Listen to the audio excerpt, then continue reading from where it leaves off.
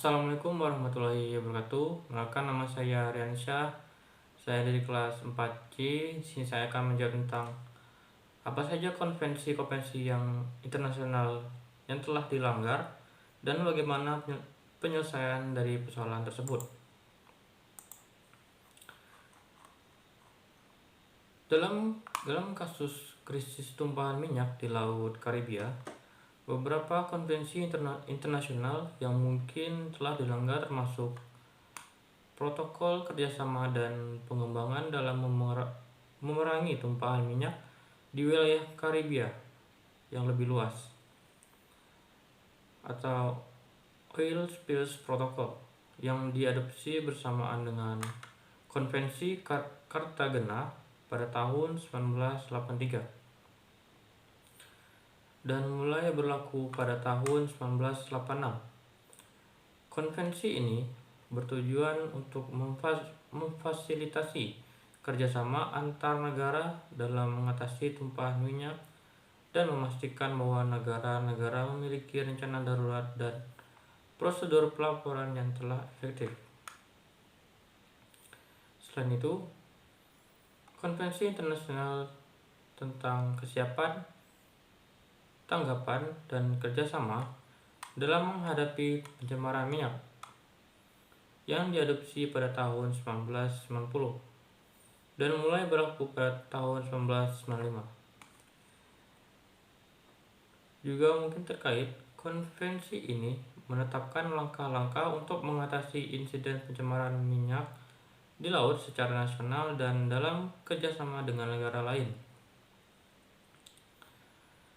Untuk penyelesaian masalah, koordinasi respons antar negara sangat penting. Sebagai contoh, RAC atau Rapid Carib yang didirikan di bawah Konvensi Cartagena telah berperan sebagai badan koordinasi regional untuk memfasilitasi komunikasi, koordinasi, dan pertukaran informasi selama terjadi tumpahan minyak besar. Dalam kasus tumpahan minyak dari kilang Petrotin di Trinidad dan Tobago pada tahun 2017, koordinasi ini memungkinkan negara-negara yang terdampak untuk bertukar sampel minyak dan mengidentifikasi sumber tumpahan secara efektif.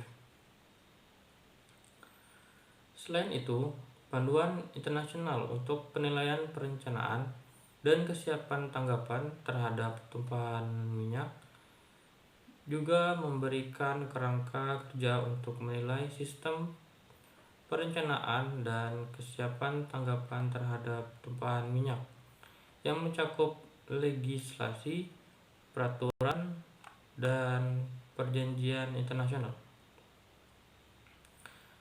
Dalam konteks hukum internasional, negara-negara yang terdampak oleh tumpahan minyak dapat menuntut kompensasi melalui mekanisme yang telah ditetapkan, seperti yang diuraikan dalam konvensi-konvensi tersebut.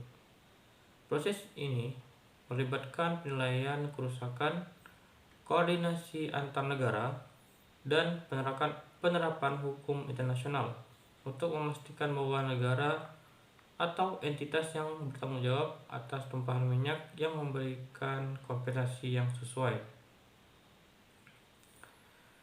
Pentingnya untuk dicatat bahwa setiap kasus tumpahan minyak memiliki keunikan tersendiri dan penyelesaian masalah akan tergantung pada faktor spesifik yang terkait dengan insiden tersebut, termasuk skala tumpahan, dampak lingkungan, dan kerjasama antar negara yang terdampak.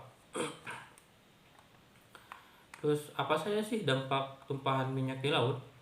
Yang pertama, kematian organisme. Tumpahan minyak dapat menyebabkan kematian bagi banyak organisme laut.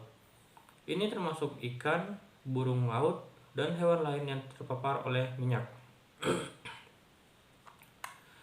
Kedua, kerusakan ekosistem. Minyak yang mencemari laut dapat merusak ekosistem pesisir, terumbu karang, dan hutan mangrove. Ini mengancam keberagaman hayati dan keseimbangan ekosistem. Ketiga, dampak pada kesehatan manusia.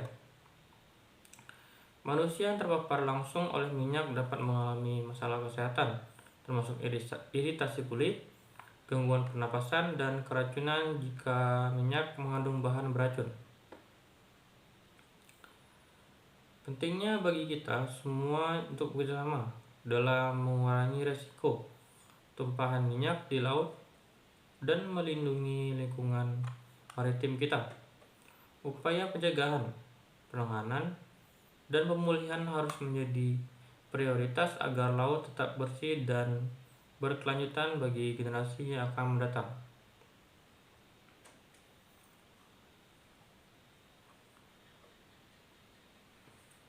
Penanggulangan tumpahan minyak di laut dan dampaknya. Yang pertama, restorasi lingkungan. Upaya pemulihan lingkungan harus dilakukan untuk mengembalikan kondisi alam ke keadaan semula sebisa mungkin. Ini termasuk teknik bioremediasi yang menggunakan mikroorganisme untuk membersihkan tumpahan minyak. Penggunaan teknologi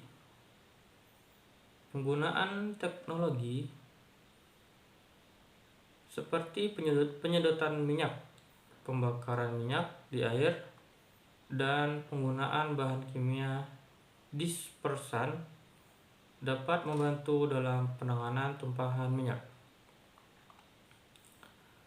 Selanjutnya, edukasi dan pencegahan. Meningkatkan kesadaran dan pendidikan tentang pencegahan tumpahan minyak serta persiapan tanggap darurat adalah langkah penting untuk mengurangi risiko kejadian serupa di masa depan. Selanjutnya, penyerapan minyak. Metode ini melibatkan penggunaan bahan-bahan yang dapat menyerap minyak dari permukaan air. Meskipun efektif untuk tumpahan minyak dalam skala kecil, penggunaan bahan-bahan ini dapat menciptakan polusi lain. Selanjutnya, penggunaan bahan kimia dispersan. Dispersan adalah zat seperti deterjen yang disemprotkan ke atas minyak yang tumpah. Setelah itu, minyak tercampur dengan dispersan akan diambil kembali dari permukaan laut. Namun, penggunaan dispersan harus hati-hati karena dapat memiliki dampak pada lingkungan dan organisme laut. Teknik bioremediasi. Bioremediasi melibatkan penggunaan mikroorganisme seperti bakteri, alga, dan enzim yang dihasilkan oleh mikroba. Teknik ini membantu membersihkan dan menetralkan bahan kimia serta limbah secara aman. Namun perlu diperhatikan bahwa bioremediasi memerlukan kondisi lingkungan yang sesuai dengan waktu yang lama. Baik, sekian penjelasan dari saya. Wassalamualaikum warahmatullahi wabarakatuh.